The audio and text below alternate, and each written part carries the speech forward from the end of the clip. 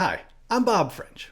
With the 4th of July upon us, it's time to think a little bit about political freedom and what that means here. But since this is Retirement Researcher, I'll actually use this as an excuse to lead into this week's topic, which is financial freedom.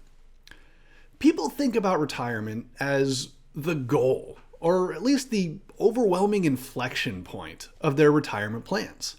But this isn't quite right. It's certainly understandable since, they are called retirement plans. And, we're also Retirement Researcher. But there's actually a deeper point to think about here. There's a number of terms floating around out there, like retirement and financial freedom, as well as financial independence and all sorts of other ones. And they all get sort of conflated to one degree or another. But there are some key differences. If we just stick with retirement and financial freedom, retirement is generally conceived of as when you stop working, or at least when you step away from your career. There's even this idea of semi-retired, for when you step back from work, but don't stop completely. Financial freedom, on the other hand, is a more nuanced concept.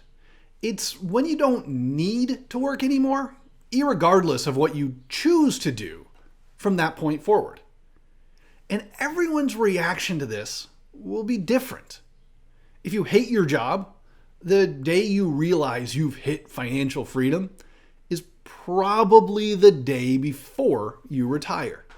If you love your job, you'll probably stick around. But most people are going to be somewhere in the middle, just like most other things.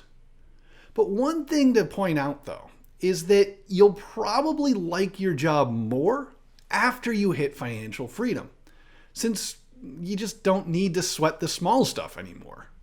Plus, you can always walk out the door and never come back. That tends to make dealing with your boss a little less stressful. For most people preparing for retirement, and if you're watching this video, that's probably you, should actually think of the point where you reach financial freedom as your true retirement. Everything after you get there is for you. You get to choose what you want to do. Your life is your own, within the context of the retirement that you're planning on. You can keep working, or you can quit your job. You can stay put and play truly astounding amounts of golf, or you can start knocking off all the things you put off until you had more time. Now, this is always true, in a certain sense at least. There's nothing saying that I have to keep working here at Retirement Researcher. I could quit right now and go live in the woods.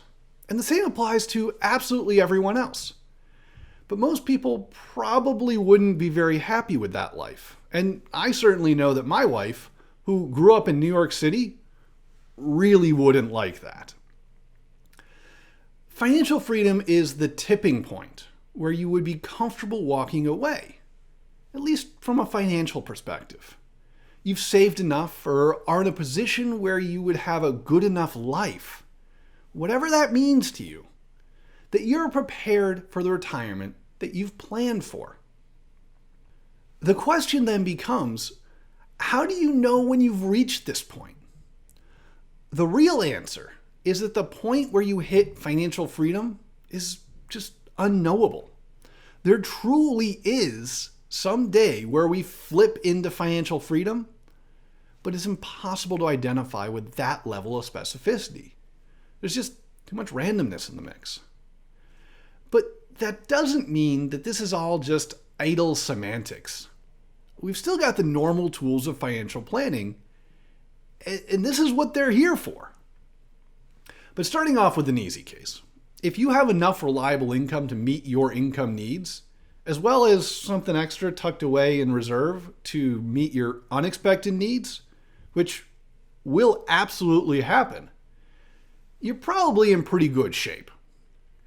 On the other hand, for those of us who are going to rely on risky assets for part of their income, however big that part might be, you need to take a closer look. There are any number of ways that people use to analyze their financial situation. A lot of them leave something to be desired, but the two main ones that we use are the funded ratio and a full financial plan using Monte Carlo analysis. A funded ratio is a great tool for providing you with a snapshot of where you are relative to your future goals, and will give you a rough sense of how far you have to go to get where you want to be. It does this by looking at the present value of your current assets versus the present value of your liabilities. Essentially, if you stripped out all of the risky elements, how far are you from being able to fund your goals? To get you started, we can run a funded ratio analysis for you. I've actually put a link in the description with more info if you're interested. The other approach is to build out a full financial plan using Monte Carlo analysis.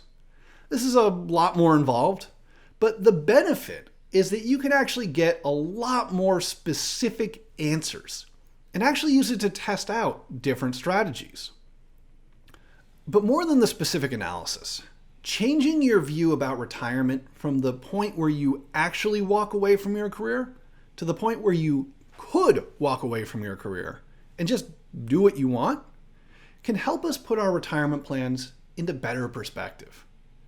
It can also help us think more clearly about what retirement actually means for each of us and what we want to do in retirement. What do you want to do with your financial freedom? If this was helpful, be sure to like this video and subscribe to our channel so you can see what we're up to.